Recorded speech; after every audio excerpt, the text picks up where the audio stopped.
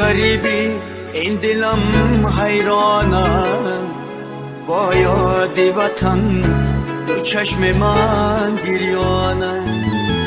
در ملکی غریبی این دلم حیرانم، با یاد وطن دو چشم من گریانم. حیران و پریشانم و دلگیرم من، در شهری مسافری مهاجرم من. حیران و پریشانم و دلگیرم من، در شهری مسافری مهاجرم من.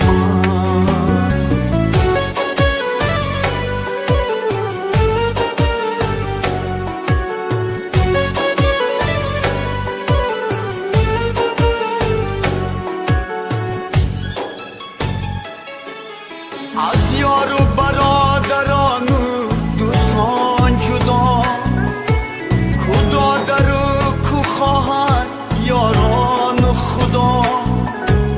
از یار و برادران و دوستان جدا، کو دادر و کو خواهر یاران و خدا.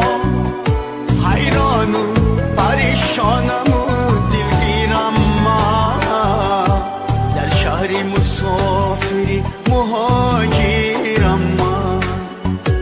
حیران و پریشانم و دلگیرم من، در شهری مسافری مهاجرم من.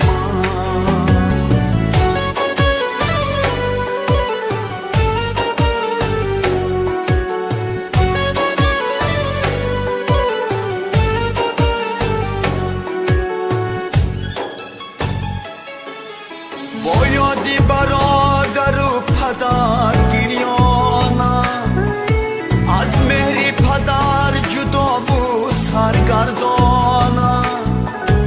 با یادی برادر و پدر گریانم، از مهری پدر جدا و سرگردانم.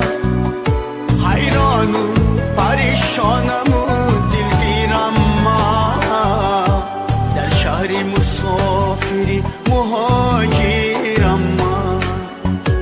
حیران و پریشانم و دلگیرم من، در شهری مسافری مهاجرم.